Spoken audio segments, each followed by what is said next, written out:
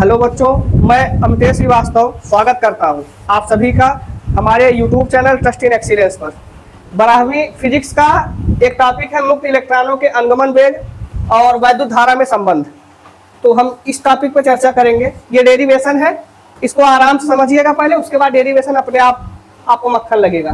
तो जो लिखा गया उसी के आधार पर करना है। मुक्त इलेक्ट्रॉनों के अनुगमन वेग और वैद्युत धारा में संबंध। अनुगमन वेग का प्रदर्शन किससे करते हैं? Vd से ना। और वैद्युत धारा का प्रदर्शन किससे करते हैं?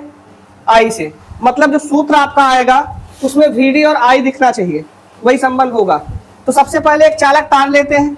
माना एक चालक तार जिसमें मुक्त इलेक्ट्रॉनों की संख्या n है। कितने मुक्त इलेक्ट्रॉन माने जाए? n।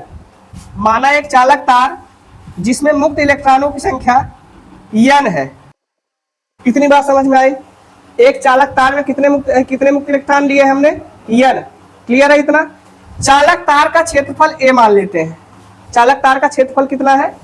और जो इलेक्ट्रॉन घूम रहे हैं उनका वेग हमने मान लिया अनुगमन वेग Vd। क्या माना गया? इसको हमने एक बैटरी के सिरे से जोड़ दिया गया, ये माइनस और ये प्लस। इतनी बात क्लियर है?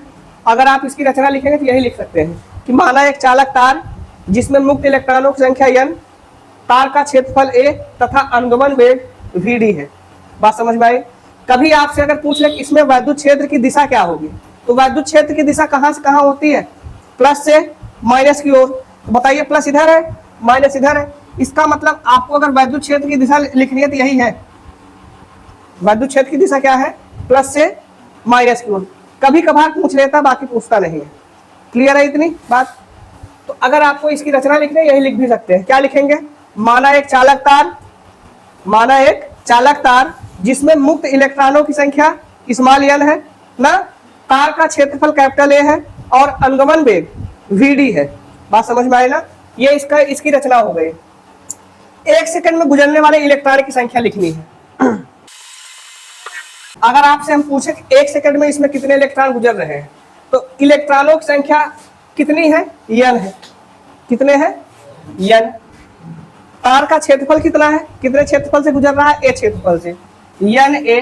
और अनुगमन वेग कितना है? तो na Vd। ये 1 सेकंड में गुजरने वाले इलेक्ट्रॉन है। तार का क्षेत्रफल a है ना, और अनुगमन वेग कितना है? Vd है। और संख्या कितनी है? तो ये 1 सेकंड में गुजर गए। ठीक इसी प्रकार से अगर t सेकंड में गुजारना हो तो इसमें t का गुणा हो जाएगा। तब 1 की जगह हम किसका गुणा करेंगे? t सेकंड में गुजरने वाले इलेक्ट्रॉनों की संख्या। पूरा लिख दे, सब कुछ सेम रहेगा। किसका गुणा हो जाएगा? t का। तो हो जाएगा na Vd और इंटू कितना? t। जैसे 1 रुपए के 5 आम, तो 2 रुपए के कितने आम? 5 गुणे। बात समझ में आई ना? ऐसे 1 सेकंड में गुजरने वाली की संख्या कितनी है? na Vd। तो t सेकंड में उसी में t का गुणा हो गया। ये क्या आई है? इलेक्ट्रॉनों की संख्या आई है। आवेश का फार्मूला क्या होता है? Q बराबर n इंटू आवेश बराबर n इंटू E होता है नहीं होता? चैप्टर नंबर 1 में पढ़े थे आप ना। तो यहाँ पर संख्या आपके पास कितनी प्राप्त हुई है? na Vdt। और उसमें E का गुणा कर देंगे, किसका मान आ जाएगा? आवेश का मान आ जाएगा। तब आवेश Q बराबर n का मान कितना प्राप्त हुआ है? na Vdt, यही प्राप्त हुआ। सूत्र क्या लगाया गया? Q बराबर ne। तो n का मान हमने संख्या लिख दिया, इलेक्ट्रॉनों की संख्या जो t सेकंड में गुजर रहे थे, और E का गुणा कर देंगे तो इंटू कितना आ जाएगा?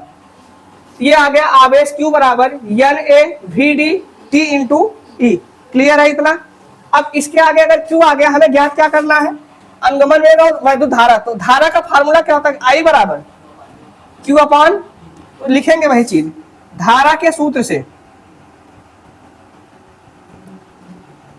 I बराबर Q अपॉन, तो I बराबर Q का मान रख दीजिए na Vdt इंटू, और अपॉन कितना? t से t कट जाएगा। I बराबर क्या बचा? n। E को पहले लिख दीजिए, E a और Vd। यही इतने अक्षर बचे हैं ना। यहाँ पर शब्द कौन सा है? I, और यहाँ पर क्या है? Vd। मतलब ये धारा है और ये क्या है? दोनों का यही संबंध है। बात समझ में आई ना? I बराबर N E A V D. इतनी बात समझ में आई।